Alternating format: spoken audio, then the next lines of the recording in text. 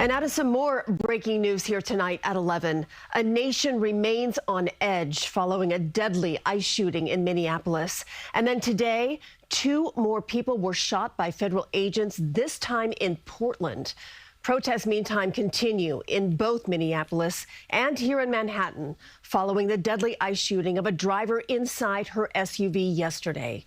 We have team coverage for you. Andrew Ramos was at tonight's protest in Foley Square.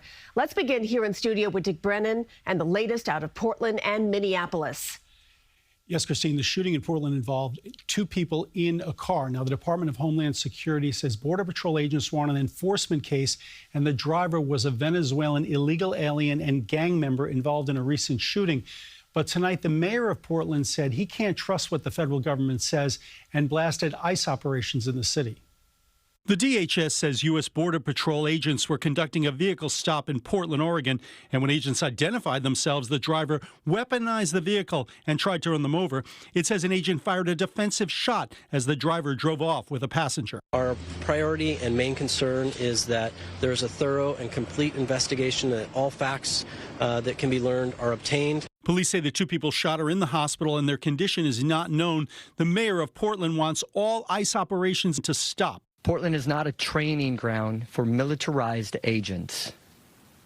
When the administration talks about using full force, we are seeing what it means on our streets. And it was another tense night in Minneapolis as protesters took to the streets again. ICE out now! Today, CBS chief correspondent Matt Gutman got caught up in it. We just got pepperball, but we're trying to break through the crowd to get back to the federal building, which they just did. We're learning more about the ICE officer who fatally shot Renee Good. He's identified as Jonathan David Ross and has been in a specially trained ICE tactical unit and has worked there for years. During an ICE operation last summer in nearby St. Paul, video shows Ross being dragged by a suspect during an attempted arrest. These images from court documents show his injuries, requiring 33 stitches. Now Vice President J.D. Vance is defending the ICE officer in the Minneapolis shooting. She was trying to ram this guy with her car. He shot back. I found it, to be honest, the department's official statement and the secretary's statements were really irresponsible. John Sandweg is the former acting director of ICE and says he's concerned people will lose confidence in the investigation. There are going to be large segments of the public who don't view this as credible.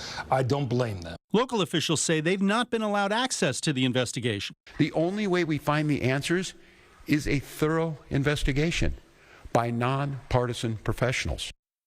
Now, President Trump said just a few weeks ago that he was pulling National Guard troops out of Portland as well as Chicago and Los Angeles after a federal court ruled against the administration's action. But he said he will come back, they will come back if crime begins to soar again. Christine. All right, Dick, thank you for that update. Meantime, here in the city, there were more protests, demonstrations held, and one was directed at the Homeland Security Secretary. Andrew Ramos has more on this. Hands off our city, no, no, no. Demonstrators returned to Foley Square for a second night of protests, emotions running high. It was horrific. You know, like they executed a citizen in her neighborhood. It's become so clear that there's no accountability. They know that this administration is going to back them up, whatever they do. The evening rally grew to more than 500, according to police, capping a day of protests in Lower Manhattan that started at 9 a.m. Chopper 2 was over the scene of this rally where protesters marched downtown, setting up shop at One World Trade Center where DHS Secretary Kristi Noem outlined the details about an organized crime takedown in the city. An initiative launched after an off-duty Customs and Border Patrol agent was injured in a shooting over the summer in Fort Washington Park. Operation Salvo is just the beginning of a broader and a much more sustained effort to go after not only transnational criminal organizations and networks, but also illegal criminal aliens throughout the country. And for the second day, the secretary defended the actions of ICE agents on the ground in Minneapolis. This is an experienced officer who followed his training. Mayor Mamdani responded to Noem's claims Thursday night. If that is following his training, then I think there are larger questions about the training that's being provided to ICE agents. And I think what many New Yorkers woke up with feeling today was a heightened sense of anxiety and fear as to whether they were safe in leaving their homes. Now, today's rallies were mostly peaceful, where police reported no arrests. Meantime, protesters say they will be back at it with another rally in the coming days. As things get more rough out in the streets, we never know what's going to happen. It's so important to show and send a message out to everyone that we need to come together. In Lower Manhattan, Andrew Ramos, CBS News, New York. Stay with us for continuing coverage of the deadly ICE shooting. We'll have the latest information on air and online at cbsnewyork.com.